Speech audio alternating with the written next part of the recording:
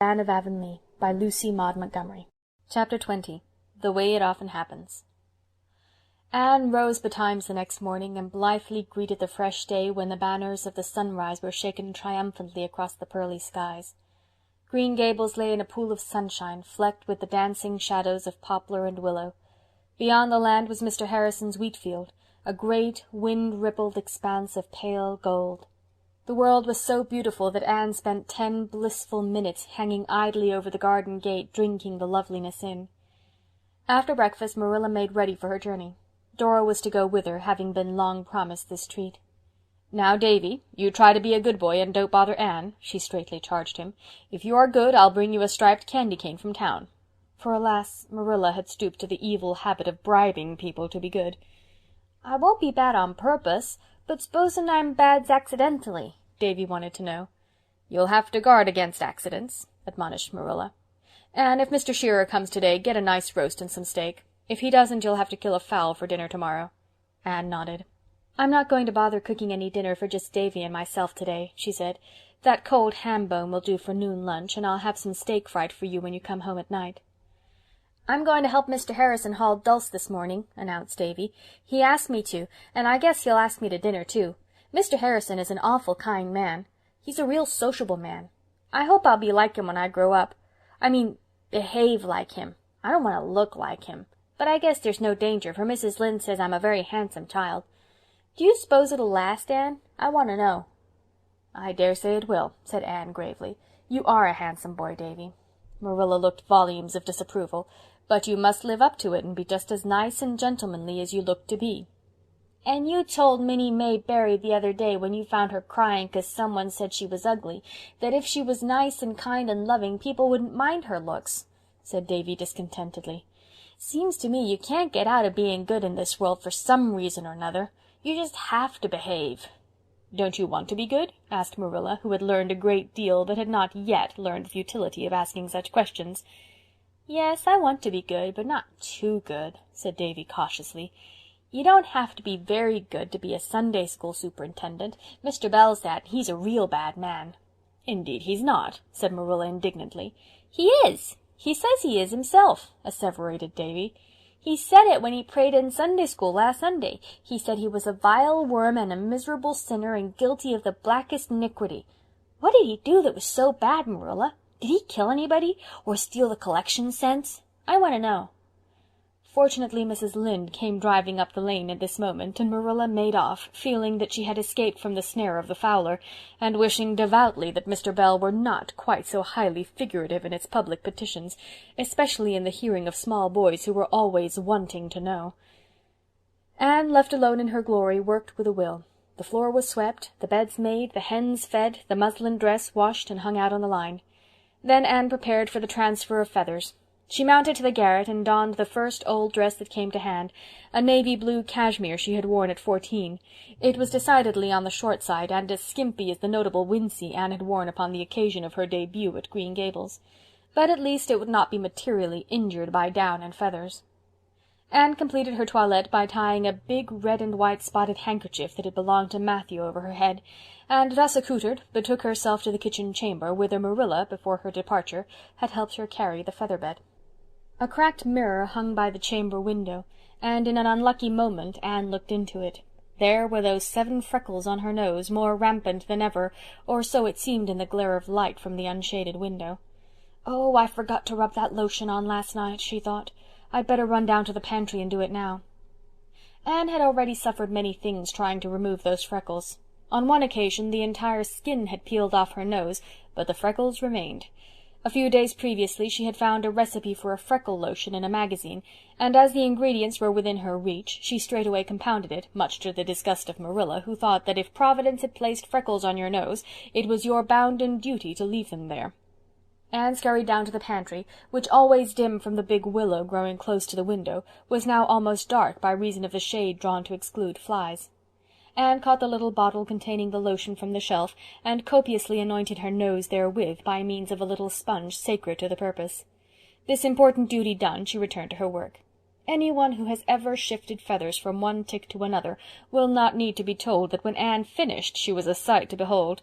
Her dress was white with down and fluff, and her front hair, escaping from under the handkerchief, was adorned with a veritable halo of feathers. At this auspicious moment a knock sounded at the kitchen door. "That must be Mr. Shearer," thought Anne. "I'm in a dreadful mess, but I'll have to run down as I am, for he's always in a hurry." Down flew Anne to the kitchen door. If ever a charitable floor did open to swallow up a miserable, befeathered damsel, the Green Gables porch floor should promptly have engulfed Anne at that moment. On the doorstep were standing Priscilla Grant, golden and fair in silk attire, a short, stout, grey-haired lady in a tweed suit, and another lady, tall, stately, wonderfully gowned, with a beautiful, high-bred face and large, black-lashed violet eyes, whom Anne instinctively felt, as she would have said in her earlier days, to be Mrs. Charlotte E. Morgan. In the dismay of the moment, one thought stood out from the confusion of Anne's mind, and she grasped at it as at the proverbial straw. All Mrs. Morgan's heroines were noted for rising to the occasion. No matter what their troubles were, they invariably rose to the occasion and showed their superiority over all ills of time, space, and quantity. Anne, therefore, felt it was her duty to rise to the occasion, and she did it so perfectly that Priscilla afterwards declared that she never admired Anne Shirley more than at that moment. No matter what her outraged feelings were, she did not show them. She greeted Priscilla and was introduced to her companions as calmly and composedly as if she had been arrayed in purple and fine linen. To be sure, it was somewhat of a shock to find that the lady she had instinctively felt to be Mrs. Morgan was not Mrs. Morgan at all, but an unknown Mrs. Pendexter, while the stout little grey-haired woman was Mrs. Morgan. But in the greater shock the lesser lost its power. Anne ushered her guests to the spare room, and thence into the parlour, where she left them while she hastened out to help Priscilla unharness her horse. "It's dreadful to come upon you so unexpectedly as this," apologized Priscilla, "but I did not know till last night that we were coming. Aunt Charlotte is going away Monday, and she had promised to spend today with a friend in town, but last night her friend telephoned to her not to come because they were quarantined for scarlet fever, so I suggested we come here instead, for I knew you were longing to see her. We called at the White Sands Hotel and brought Mrs. Pendexter with us. She is a friend of Aunt's and lives in New York, and her husband is a millionaire. We can't stay very long, for Mrs. Pendexter has to be back at the hotel by 5 o'clock. Several times while they were putting away the horse, Anne caught Priscilla looking at her in a furtive, puzzled way. "She needn't stare at me so," Anne thought a little resentfully. "If she doesn't know what it is to change a feather-bed, she might imagine it." When Priscilla had gone to the parlour, and before Anne could escape upstairs, Diana walked into the kitchen. Anne caught her astonished friend by the arm. "Diana Barry, who do you suppose is in that parlour at this very moment? Mrs. Charlotte E. Morgan, and a New York millionaire's wife. And here I am like this, and not a thing in the house for dinner but a cold ham bone, Diana." By this time Anne had become aware that Diana was staring at her in precisely the same bewildered fashion as Priscilla had done. It was really too much. "Oh, Diana, don't look at me so," she implored. "You at least must know that the neatest person in the world couldn't empty feathers from one tick into another and remain neat in the process." It isn't the feathers," hesitated Diana. It's your nose, Anne." "My nose? Oh, Diana, surely nothing has gone wrong with it." Anne rushed to the little looking-glass over the sink. One glance revealed the fatal truth.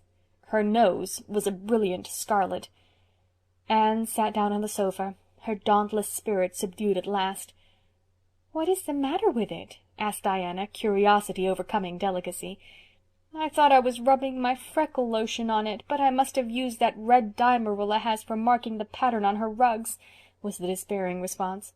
"What shall I do?" "Wash it off," said Diana practically. "Perhaps it won't wash off. First I dye my hair, then I dye my nose. Marilla cut my hair off when I dyed it, but that remedy would hardly be practicable in this case. Well, this is another punishment for vanity, and I suppose I deserve it, though there's not much comfort in that. It is really almost enough to make one believe in ill luck, though Mrs. Lynde says there is no such thing, because everything is foreordained." Fortunately the dye washed off easily, and Anne, somewhat consoled, betook herself to the east gable while Diana ran home. Presently Anne came down again, clothed and in her right mind.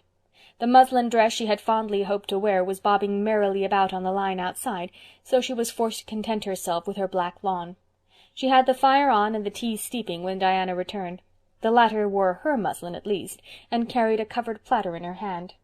"Mother sent you this," she said, lifting the cover and displaying a nicely carved and jointed chicken to Anne's grateful eyes.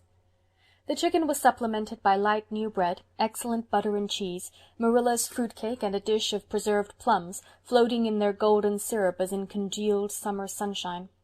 There was a big bowlful of pink and white asters also, by way of decoration, yet the spread seemed very meagre beside the elaborate one formerly prepared for Mrs. Morgan. Anne's hungry guests, however, did not seem to think anything was lacking, and they ate the simple viands with apparent enjoyment. But after the first few moments Anne thought no more of what was or was not on her bill of fare. Mrs. Morgan's appearance might be somewhat disappointing, as even her loyal worshippers had been forced to admit to each other, but she proved to be a delightful conversationalist. She had travelled extensively, and was an excellent story-teller. She had seen much of men and women, and crystallized her experiences into witty little sentences and epigrams, which made her hearers feel as if they were listening to one of the people in clever books. But under all her sparkle there was a strongly felt undercurrent of true womanly sympathy and kind-heartedness, which won affection as easily as her brilliancy won admiration. Nor did she monopolize the conversation. She could draw others out as skilfully and fully as she could talk herself, and Anne and Diana found themselves chattering freely to her. Mrs. Pendexter said little. She merely smiled with her lovely eyes and lips, and ate chicken and fruit-cake and preserves with such exquisite grace that she conveyed the impression of dining on ambrosia and honeydew. But then, as Anne said to Diana later on, anybody so divinely beautiful as Mrs. Pendexter didn't need to talk. It was enough for her just to look. After dinner they all had a walk through Lover's Lane and Violet Vale and the Birch Path, then back through the haunted wood to the Dryad's Bubble, where they sat down and talked for a delightful last half-hour. Mrs. Morgan wanted to know how the haunted wood came by its name, and laughed until she cried when she heard the story, and Anne's dramatic account of a certain memorable walk through it at the witching hour of twilight. "It has indeed been a feast of reason and flow of soul, hasn't it?" said Anne, when her guests had gone, and she and Diana were alone again. "I don't know which I enjoyed more, listening to Mrs. Morgan or gazing at Mrs. Pendexter. I believe we had a nicer time than if we'd known they were coming and been cumbered with much serving. You must stay to tea with me, Diana, and we'll talk it all over. Priscilla says Mrs. Pendexter's husband's sister is married to an English earl, and yet she took a second helping of the plum preserves," said Diana, as if the two facts were somehow incompatible. "I dare say even the English earl himself wouldn't have turned up his aristocratic nose at Marilla's plum preserves," said Anne proudly. Anne did not mention the misfortune which had befallen her nose when she related the day's history to Marilla that evening, but she took the bottle of freckle lotion and emptied it out of the window. "I shall never try any beautifying messes again," she said, darkly resolute. "They may do for careful, deliberate people, but for anyone so hopelessly given over to making mistakes as I seem to be, it's tempting fate to meddle with them." End of chapter 20.